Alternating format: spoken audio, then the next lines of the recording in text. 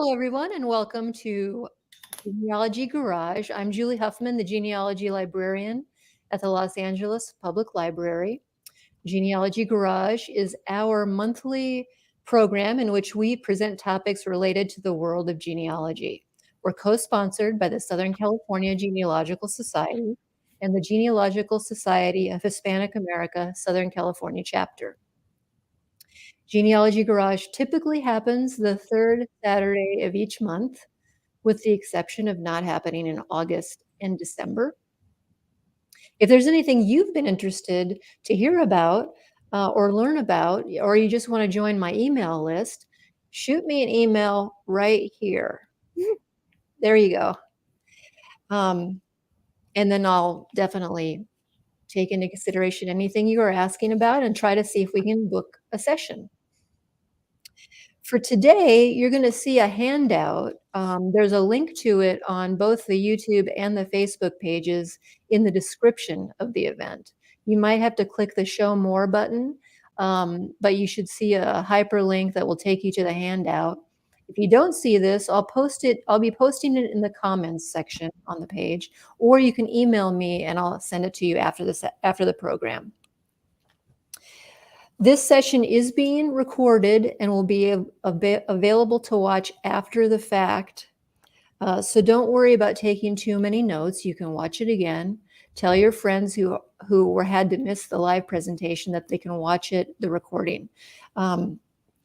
And basically, to find our Genealogy Garage events after the fact, you just go to youtube.com. This is my favorite way to do it right now. Go to YouTube and then type in keywords related to Los Angeles Public Library Genealogy Garage and the subject you're interested in. Please type any questions that might occur to you in the chat box on both the YouTube and the Facebook page, and then I will ask them of the presenter, most likely at the end of the session. But as you think of them, go ahead and just write your question in that comments box. So last April, we had a wonderful introduction to Armenian genealogy featuring Tracy Keeney and Mark Arslan. If you missed that, then again, go to YouTube and type in these keywords and it'll bring it right up. And you can watch it and learn the basics of Armenian genealogy. But it was so well received that I decided to follow up with even more insight into how to research our Armenian families.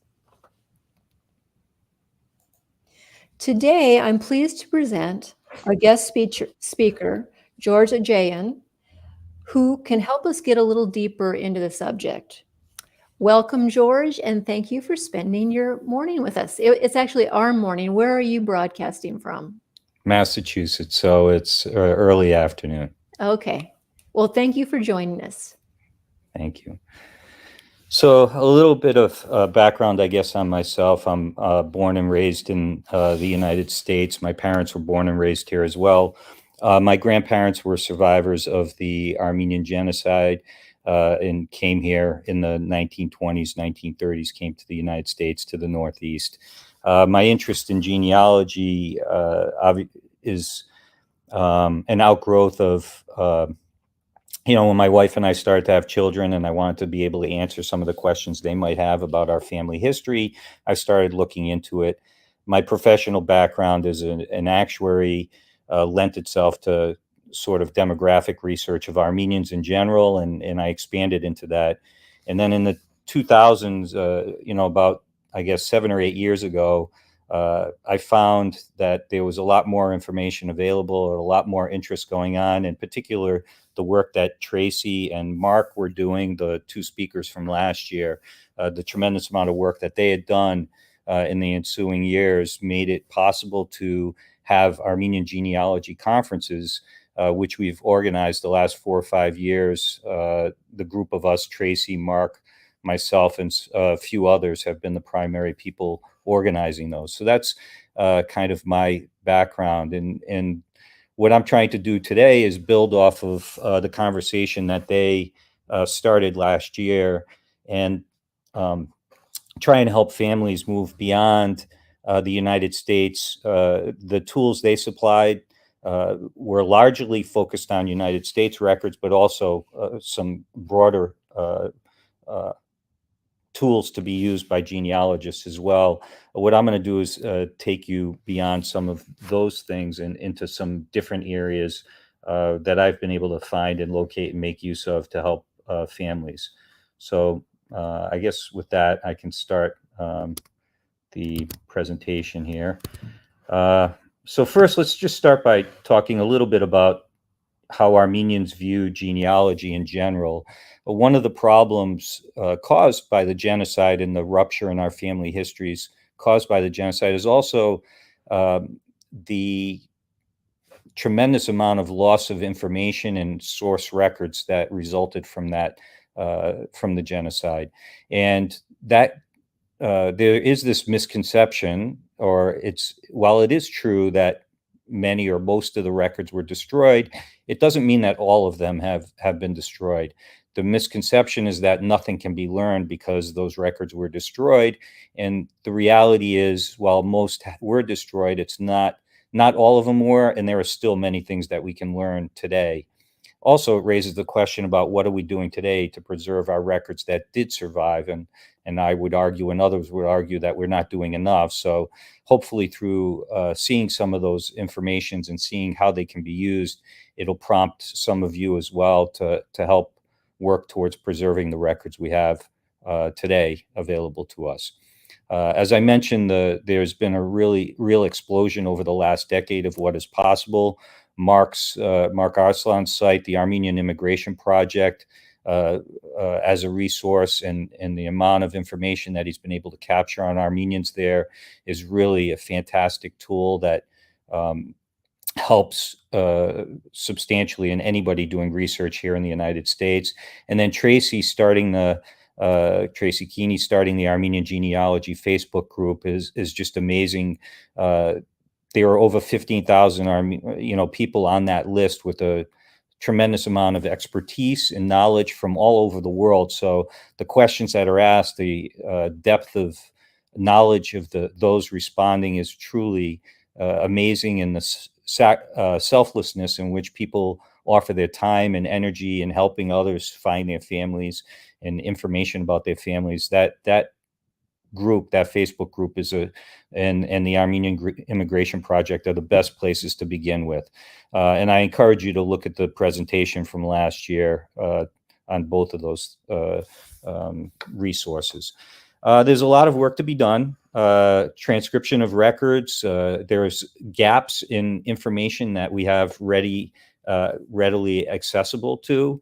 For example, the records of France and the Armenian community in France and Iran, both important communities for their own reasons. France as a post-genocide community, and Iran as a community that bridged the Armenian homeland to the Southeast Asian communities and had a long history of in the merchant trade, are both really important communities, and their records right now are not available broadly or for those of us that are not in those countries. So getting access to those could really open some doors for people. And what I want to show across this presentation today is how all of these different sources can be brought together to really enhance and complement each other to really give you a fuller picture of your family history. So the primary records that people use and are using are in the United States are census records, birth, marriage, death records, and Social Security records, military records, city directories. These are the sorts of information that you can readily find through FamilySearch.org or Ancestry.com, and in particular, Mark's site has captured the Armenians contained in these records and put them in one place through the Armenian Immigration Project website. So I'm not going to talk about those today. What I'm going to talk about are the other sources, which are village memorial books and oral histories, and the Armenian church records. The Armenian church records, such as sacraments, the baptismal, marriage, funeral records, sometimes even engagements are recorded in the church records. Sometimes there are censuses that were taken by the church and their membership lists. These are sources that are not often publicly available, but they do supply more nuanced information than you would get from the civil records that we talked about previously. They also supply the native Armenian spelling of names, which can be very useful when you're, given the way those names can be transliterated into English or have been changed by the family here in the United States. And sometimes they give you more nuanced information, more specific references to the places where your family came from. And it might be sometimes the only place some information can be found at all. And there's no other resource for those particular pieces of information. So let me give you some examples of these sorts of records. This is an early baptismal record from a baptismal register from Holy Trinity Armenian Church of the Greater Boston area. And at the bottom is the civil record of this same baptism. I'm looking at the very first record. First of all, you can see the language used in the Armenian Church records is Armenian. And the first record is for Takuhi, Tukmetjan, and her father's name is given and his birthplace, her father's name Setrag, mother's name Satanik. They were both born in the region of Kharpet. The birth date was from 1909. This baptismal date dates from 1911. The baptism took place actually in the home, the family home. That was written in the record here. And it also lists the priest that performed the baptism. So this is actually 2 pages. I've clipped them and put them one on top of the other. So the first record of both, if you're looking at it, the both sections of the page. And then at the bottom, Takuhi, which is an Armenian name, essentially meaning queen. And it was translated into the record, civil record, as Queen Setrag, where Setrag is her father's first name, and it used as a middle name for the child. So you can see that there are a few different aspects to this. In the first of all, the civil record gives a maiden name for the mother, Haroyan, which you don't get in the Armenian record in this case. But the Armenian record gives the birthplace of the parents, where you don't get that in the civil record. So this is just one example of a baptism record. And each church keeps their records in slightly different ways, but this is essentially the information you would get, including the godfather, Krikord Hitlian, which can sometimes be useful information when you're trying to find additional family members. Here's a similar from the same church, an early marriage record. And this is again, I'm looking at the first 2 lines of this, and it continues on to the second page, the first 2 lines. It's for Hagop Selposian and Armenui Malakian are the bride and groom. Here it's interesting, and then below that you can see the civil record again for this marriage, and you can see a few differences. For example, the birthplace in the civil record just simply says Turkey. In the case of the Armenian Church record, it gives the father's, not the groom's birthplace, but it gives the father and mother's birthplace, Stepan and Akabi. It gives their birthplace as Gesaria, today's Kayseri, and the groom's age and bride's age. And it also gives the bride's parents' birthplace as Armudan. So this is very much more specific than you would get, as I said, in the civil record, which it simply says Turkey. And the parents' names were, transliterated, or sometimes, again, the Stepan becomes Stephen. The other names were pretty much the same. And the civil record actually gave the maiden name again of the mother, Boyajan, which you didn't see in the Armenian Church record in this case, although sometimes it shows that. This is an example of an Armenian census that was taken in Worcester, the Armenian Church of Our Savior, in 1929. And this is a good example of information that you probably would not find anyplace else. Below it is the 1930 U.S. Census for the same family. Garabed Tashjian is the head of the household, and his wife's name is Alravni, and that is translated into Agnes in the U.S. Census. The children's names are Mugardich, Miriam, and Margarit. In the case of Mugardich, his name is written as Michael in the census.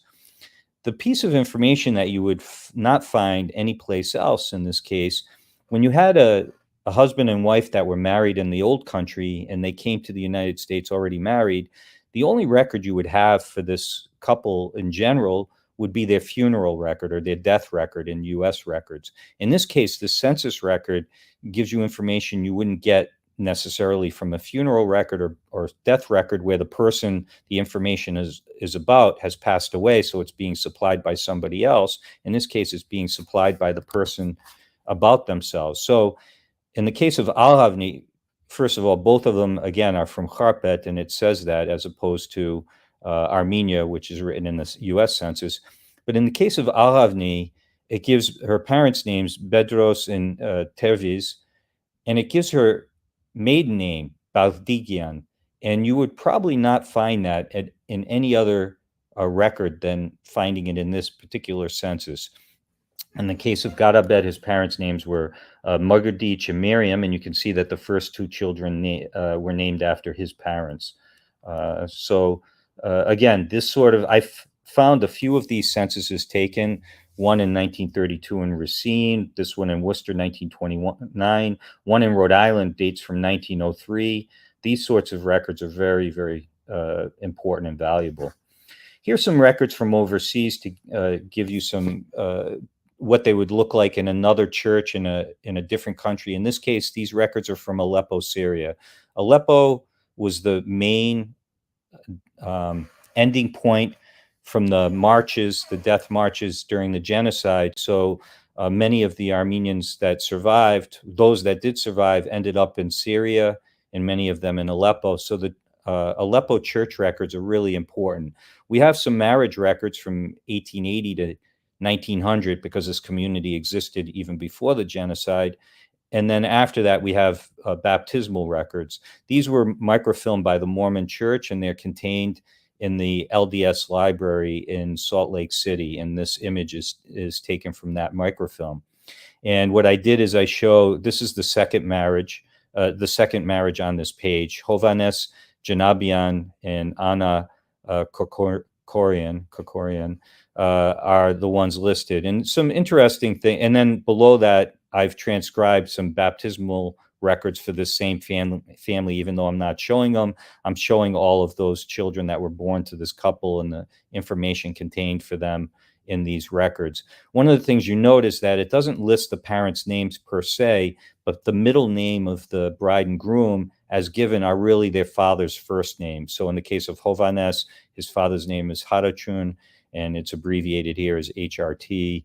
And then Anna's father was Melkon. So you get the father's name at least from these early church records. And this is very common in Armenian church records overseas. They don't specifically list the parents' names. You generally only get the father's name as a middle name to the person who the event is related to.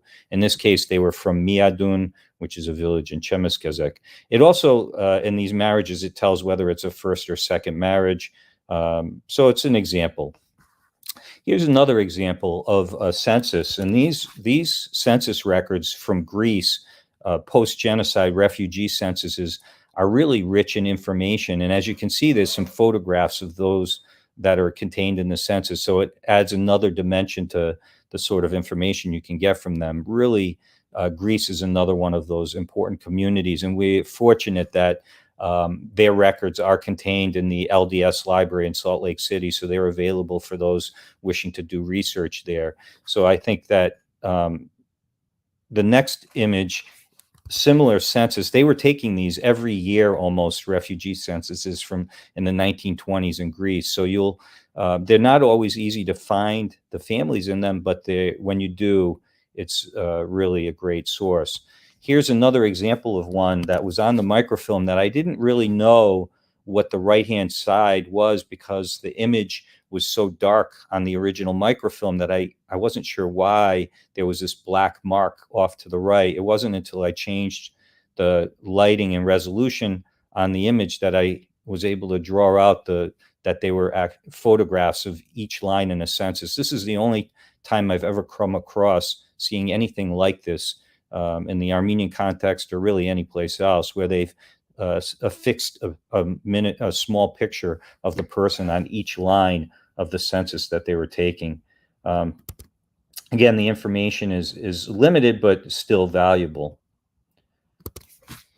In the mid 1940s, I'm just running through a lot of different sources to give you a sense of what sorts of information you can get and what is contained in them, so that it expands your conception of what is possible to find out.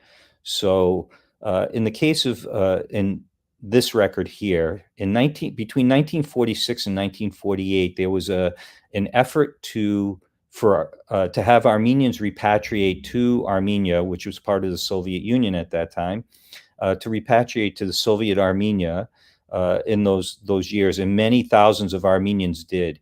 And there are records of them both in the country where they were leaving from, and also in when they arrived in Soviet Armenia. This is the record from France, which is really interesting and rich, again, with information. This is somebody that I believe is a relative of mine, who I haven't been able to track down their descendants as of yet, but their name is the same as mine, Aghjayan. They came from the same region where my family came from. And when you look at the biography, there's a little biography here. There's a record of his children.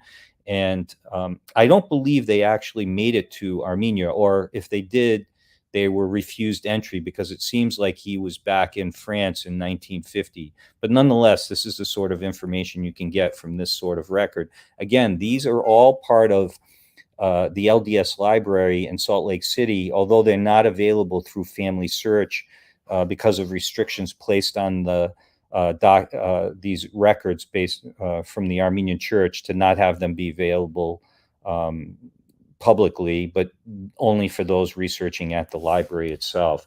But this is also some, and I found many useful records in documenting people's travel both to Armenia and back again, using these sorts of records. This is an example of those that had visited Jerusalem, the Armenian church in Jerusalem, and paid a donation upon their visitation.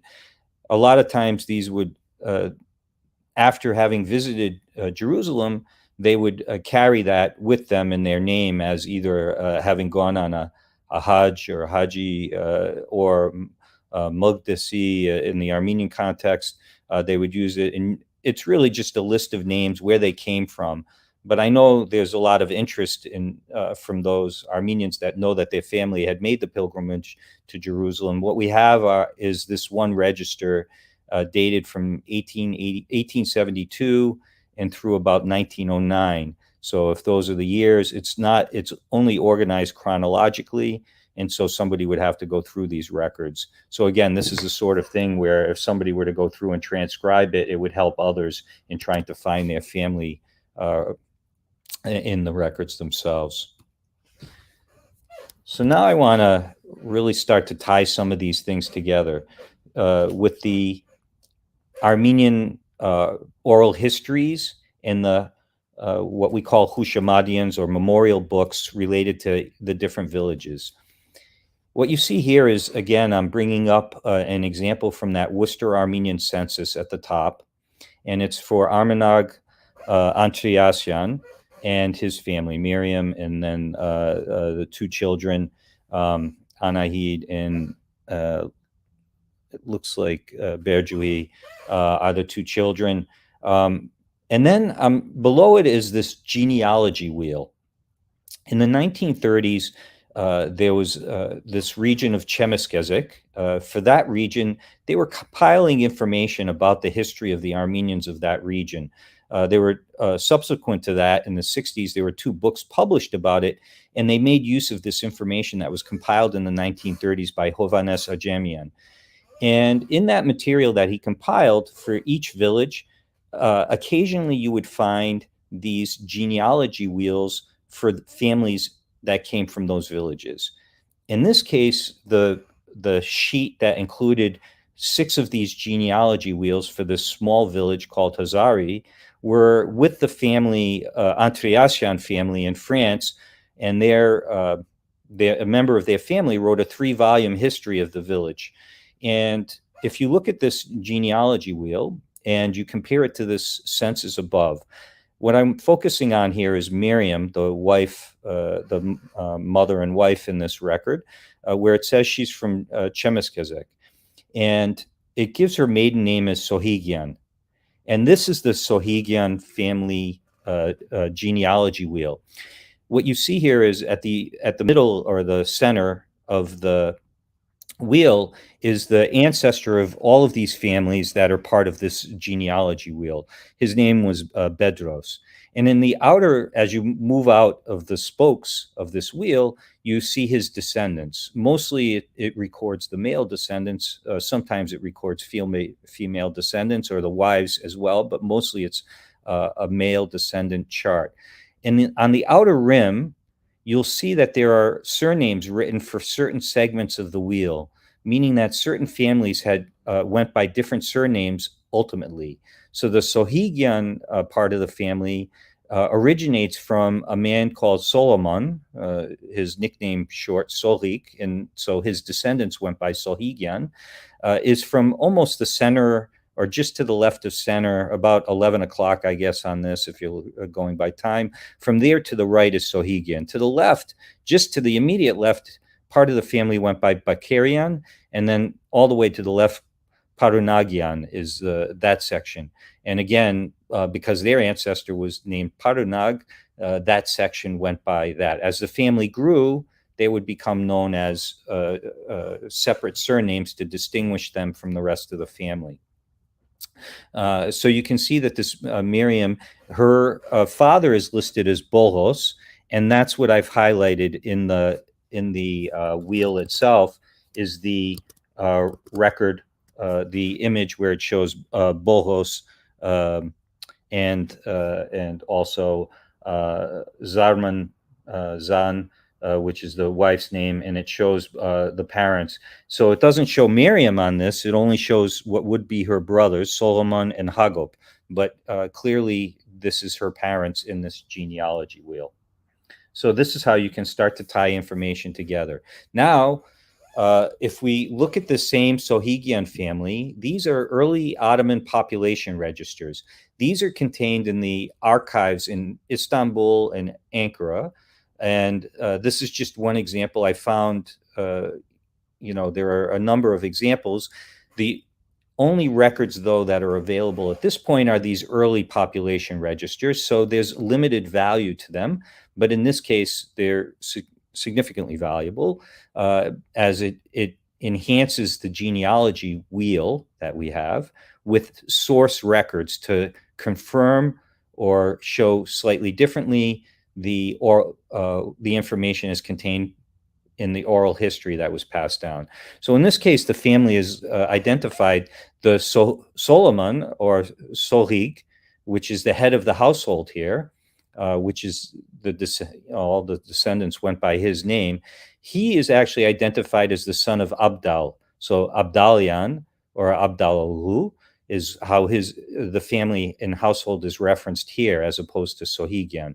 And then it lists his family, his sons, Alexan, Hovannes, Abdal.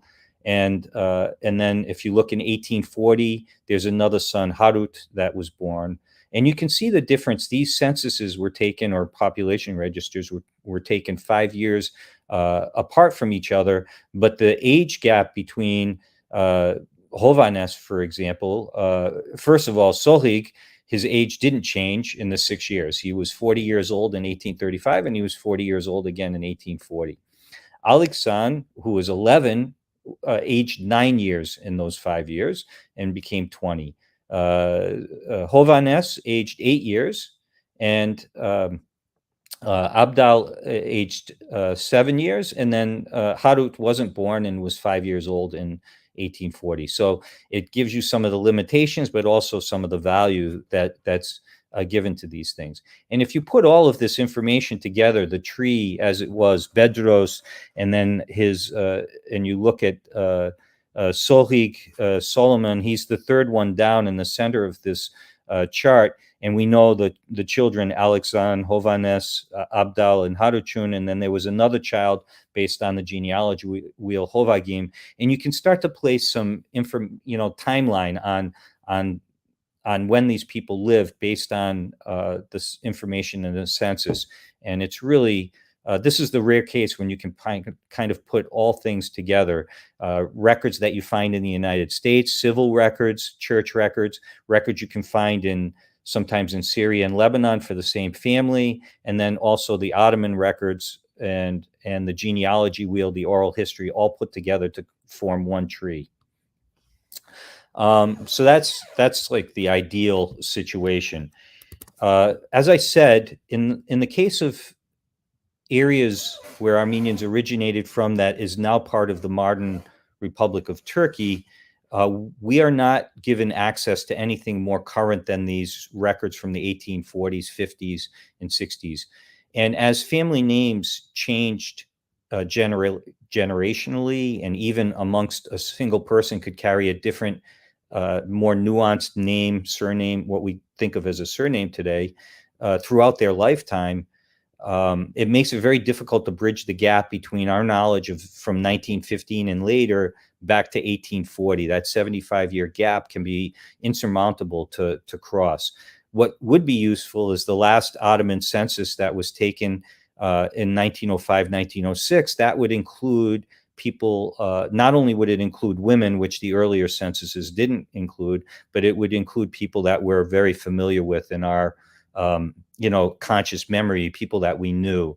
And so we don't have access to that in those areas, but we do have an example of that, of what those records would look like from the area that is now what was Palestine and now is part of Israel and is contained in the Israeli archives.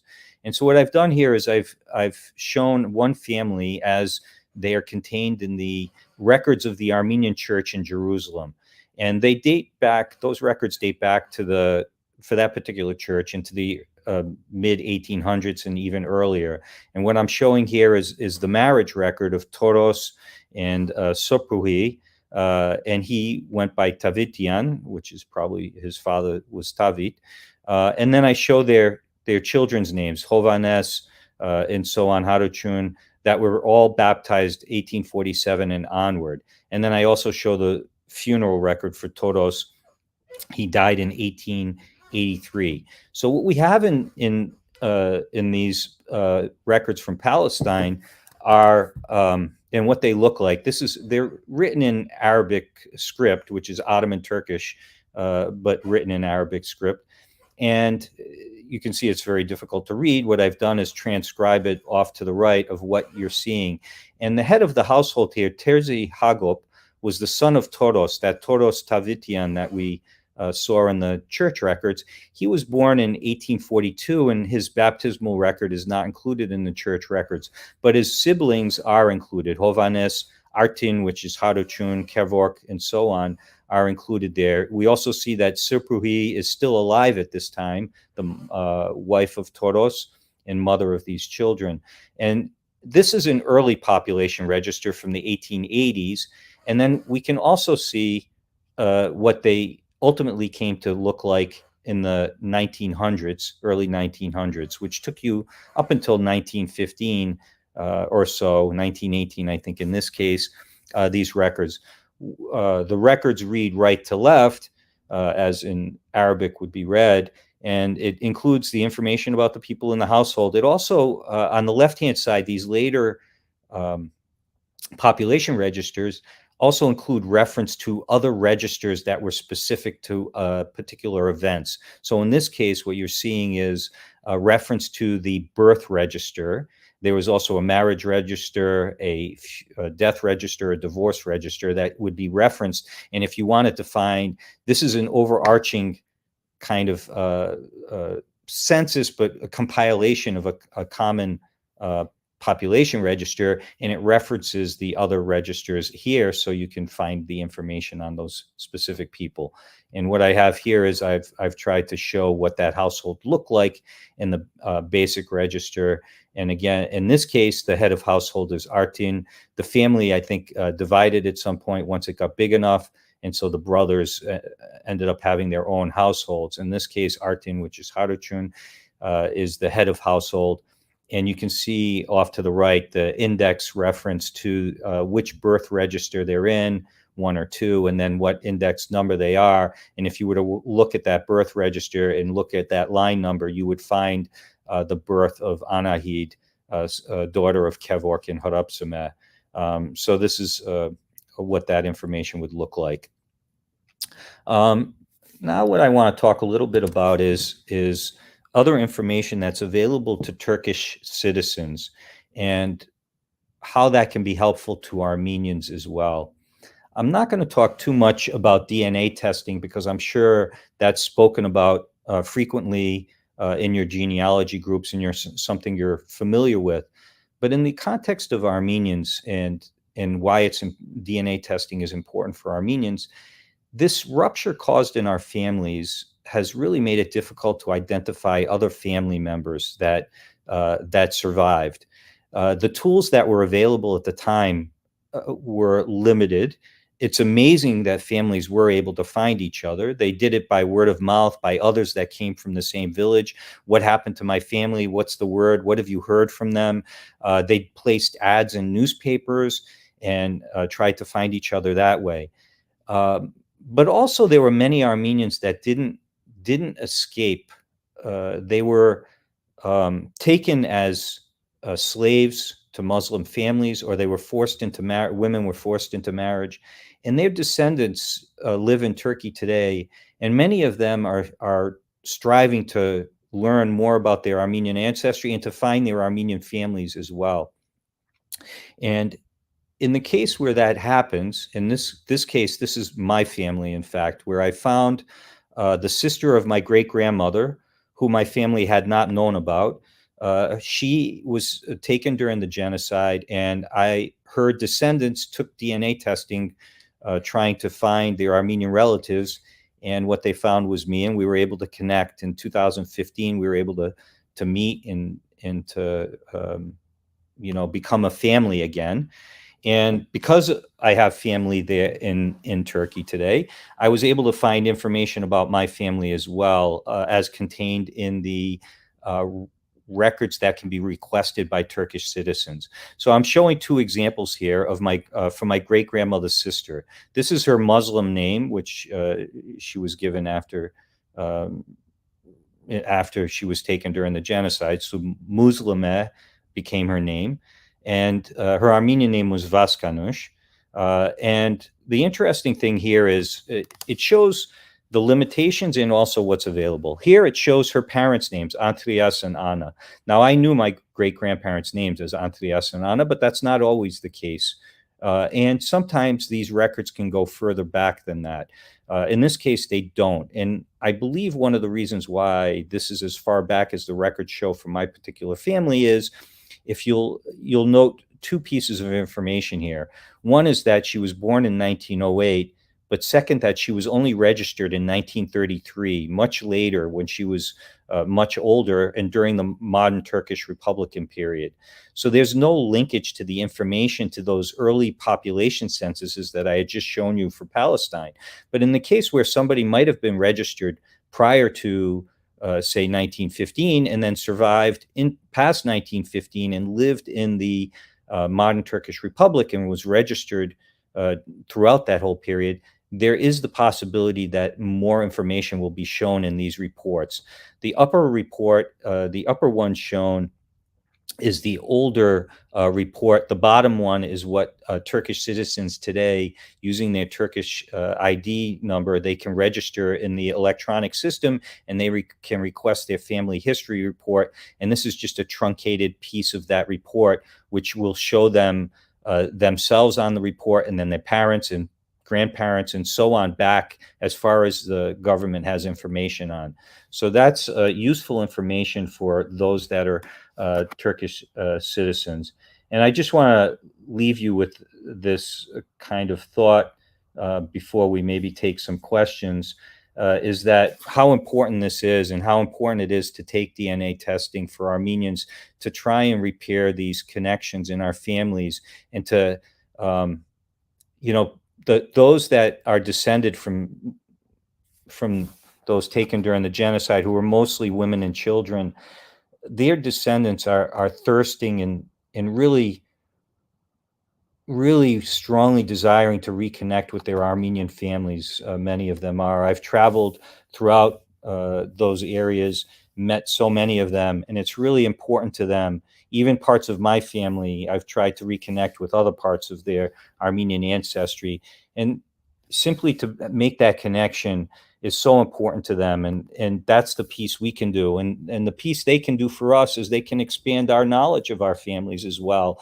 And I'll just leave you with this image, I guess, of my cousin and I at the grave of my great grandmother's sister in 2019. We traveled together, one of our trips, and he asked me what I wanted to see on that trip, and I told him the one, I just wanted to spend time with him, but I did want to go to the grave of Vaskanush and pay my respects, and to convey to her, to maybe to give her some peace in knowing that her family was together again, that we had found each other and been able to connect again, and how meaningful that was for us. In fact, we had found that our family, we knew the same people. We had common friends. Just through my interaction of traveling back and forth all the time, I had been in the same areas where my family lived, where they grew up, never knowing that I had family still living there. But I had that hope that I would find my relatives, and I'm still searching for other relatives that potentially could have survived. My grandmother's sisters, who were sent on the death march and never heard from again, but were of the exact demographic that could have survived. An infant left on the side of the road and saved that way, and raised never knowing that they were Armenian. Or her older sister, who was a teenager, deemed attractive enough to be forced into marriage, might have survived that way. And her descendants maybe being alive and allowing me to reconnect. So this has happened to me a number of times. This is the one I chose to talk about, but this is not the only example I have of finding family relatives still living in Turkey. So with that, I guess I can try and address some of the questions maybe that came out, or anything. I don't know how you want to handle this, Julie, if you want me to read these or if you want to pick out. I Yeah, have them following, but if you sure. want. I'll bring some up on the screen that people post. One moment. Okay, here, this is one from Carol. Yeah, so much of it. Yeah. I didn't know how to read the Ottoman Turkish when I retired in 2014. I kind of picked it up after that. In fact, that village where I showed the genealogy wheels and the Sohigyan family and all of that, this is Carol's village, or ancestral village. So she's one of those fortunate that has all of this information available to her.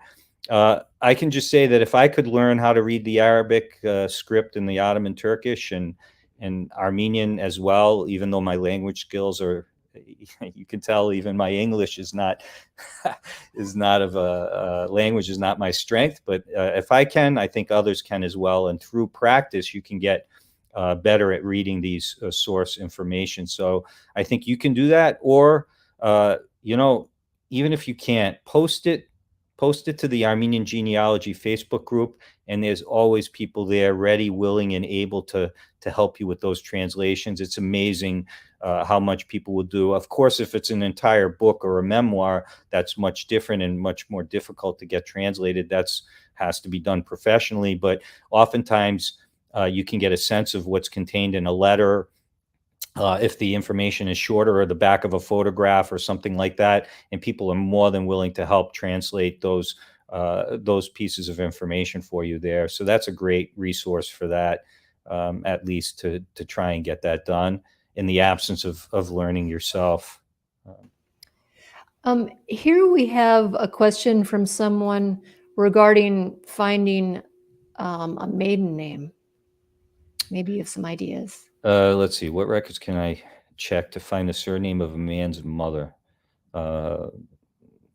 Mikhail or Michael Aloyan, born in Vannes, married in Marseille. Yeah. So, I think this is why the records in France are so important. Just like in Istanbul, the same thing. Many Armenians, when we had after the genocide, is we had men that had come to the United States or other places to work and survived the genocide because they were not in their homeland, and women and children that had survived because all the men were very few men survived the genocide itself, and you had mostly women and children, and how to make these connections to rebuild our essentially rebuild our nation, which those people amazingly did. They put together all that, put aside all the trauma that they experienced, and they were able to do that. And one of the places they went was the men would go to France, Cuba, Istanbul, even Canada sometimes, to find brides, to make the connection with brides, and then they would come back to the United States, with this new couple. And so how do you find the information about that? This is why we need the records from Marseille in particular, and France in general, because I think there are so many marriages that took place where the only place you're going to find that maiden name is going to be in the Armenian church record or in a civil record in France that would contain that marriage that took place. So that's where we have to go for that. And right now, those are not, as far as I know, you cannot access them online. You would have to either go in person or you have to request it from the church or the prelacy in France. The problem with requesting it from the church is they're not really set up for a large volume of genealogy questions that they would have to, respond to. So it's easier to have somebody like a genealogist go in, make copies of the records, and then kind of do the searches, and which is what I've done in these records around the United States. Is I've made the copies and I go through them as best I can to try and help people find those records. And we need something similar in France to be done to get that information. So that's where you're going to get it. I guess the good news is I would have high hopes that you would be able to get that maiden name. I have a lot of hope that you would be able to find that, because I think that that record exists. If they had been married in Vannes, I would say there's very little hope of finding any record from there.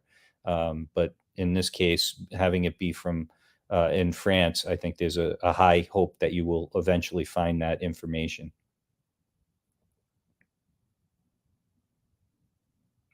So the Alexandropol orphanage, the what I know of, I think there may be some more broad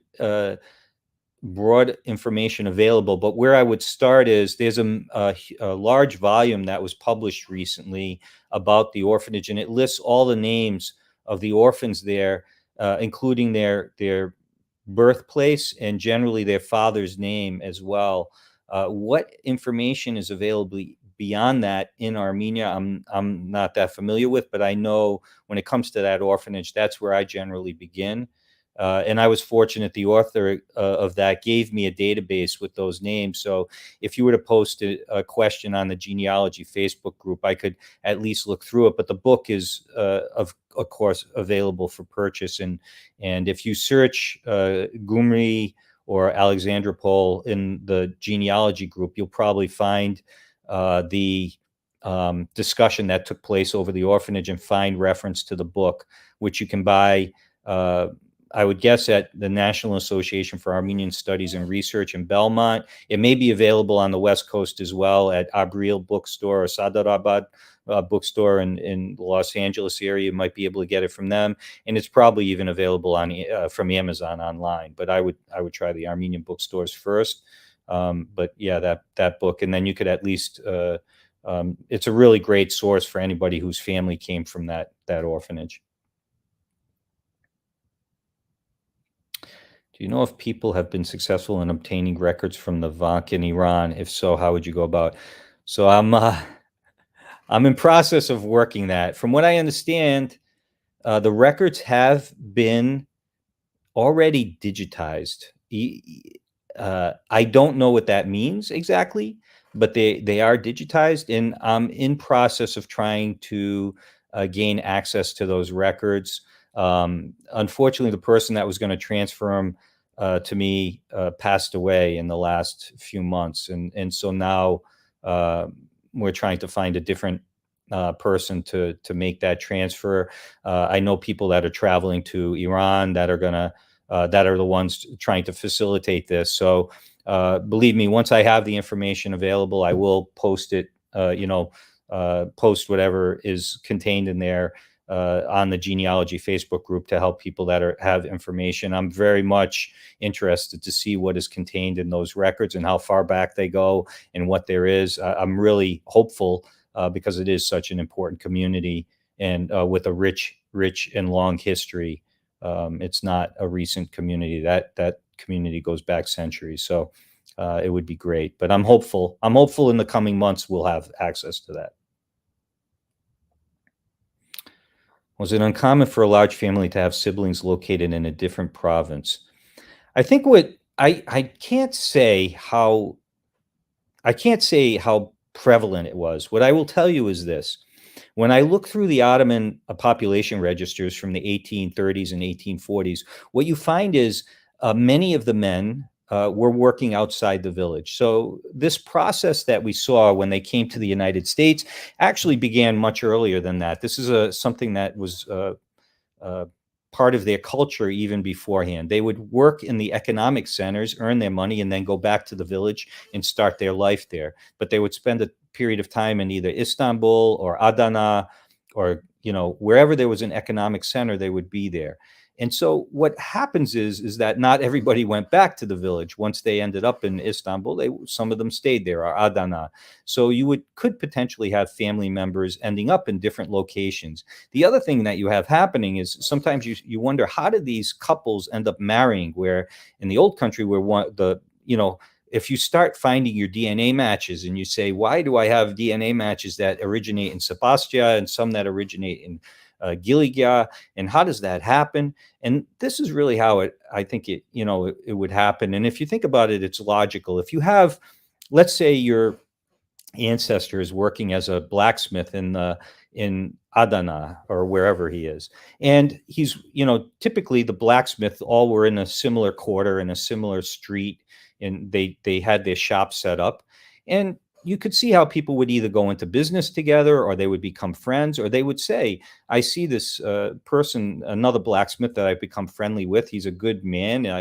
He'd make a good match for somebody in my family. And then they would make the connection and they would marry. And then they would end up having this sort of, connection between families that would continue on beyond that, because once you made one connection, there would be multiple connections, and you would find these marriages across different parts of the same families that were taking place, because once they made one connection, whether it was coming from Palu and Kharpet, where they were adjacent districts, or whether they came from further away, or maybe they met because they ended up going to the schools in the same area. But most often, I think it was because of these occupations that took people to different areas where they would end up working and staying and living, and not necessarily going back. And that's how you would have family that would be in different provinces. But you cannot, the one thing I would say is, and I want to reiterate this strongly, is that just because you have the same surname as somebody doesn't mean that you're from the same family, even if you're from the same region or the same village, sometimes depending on how big the place is. But if it's a small village and you carry the same surname, there's a good chance that you're from the same family. But it's not always the case. In a bigger city, it definitely wouldn't be the case. So especially occupation-based names. But as most Armenian surnames are patronymic, regardless, it's really just what was your father's name, or what was your occupation, or where did you come from? So. And George, I just want to ask, you mentioned DNA testing. Is there a specific commercial DNA test that is particularly strong in Armenian connections? So I'll say that answer this in a two-part way. So as you know, I'm sure DNA testing, you're only going to be matched against the people that test at that company that are contained in the same database. So um, so as a matter of course, you want to be in as many databases as possible because you don't know where your relatives might have tested. And to do that in the most economical way, you're best testing at either ancestry.com or 23andMe. I my preference is ancestry.com. It's just a personal one. Both of those companies are the largest DNA companies, so you have the biggest databases with them, but also they don't accept results from other companies, whereas the other ones do. So you tested Ancestry, and then you copy your results to myheritage.com, Family Tree DNA, and, because they'll accept it free. So for one test, you can get in 3 databases. You also have the third-party site gedmatch.com, which accepts results from any company and will compare, but it's only if somebody goes through the step of transferring their results that you will be able to match to them. So that's the first part of the question. The second part of the question is, I first tested at Family Tree DNA because it houses the Armenian DNA project, and I felt in particular those that are descended from the Armenians that's still live in Turkey that are hidden or Islamized or however term you want to use for them, that they would be drawn to that company if they are searching for their Armenian ancestry because it has the Armenian DNA project, and that would be the reason why. And in fact, that's how I found my cousins in Turkey. It was through Family Tree DNA, but I found relatives in all of previously unknown relatives in all of the DNA sites. So it really, you want to be in the different databases. So there's no right or wrong answer. The right answer is get in as many of them as you can. Test your oldest ancestors or relatives first, oldest generationally, and if at all possible, test cousins and aunts and uncles to help you triangulate when you find a match how you're related to that person. It helps with those sorts of things to help also, not only help triangulate, but it also helps refine the estimate and the relationship you have with the person by having more data points to compare to. So I've written an article that's appearing in an Armenian Genealogy journal published out of Russia that's just coming out now about this exact thing of showing how the DNA testing can be used with Ottoman population registers, oral history, and source records to recreate family trees and show how these different families were related to each other. So, and it was helped, that research was helped because I had 10 or 11 or more of my family members, all from that side of my family, tested, and they were from different generations, meaning my father and his first cousins, me and my second cousins, and I have like 10 of us tested, and it really helps refine the estimates on relationship and triangulate how we're related. I think that looks like it might be the end of the questions. I just want to thank you so much. This has been such a great presentation with so much information, and a nice compliment to Tracy and Mark's last year. And I just want to thank you very much. And everybody who's been watching has been saying such nice things, nice comments. And I'm just going to bring a couple of them up. But our community really appreciates the time you spent with us today, George. And I wish you well. And I hope to hear other things about Armenian genealogy from you in the future. Thank you so much, Julia. I know the Armenian community appreciates as well the library putting this together and taking an interest in our community. So it's really important and really important work. So beyond just our family ties. So we really want to convey that because it means a lot to us. Agreed. Thank you very much. And have a nice weekend. And everybody, thanks for joining us today. And you have nice weekends too. See you soon. Take care.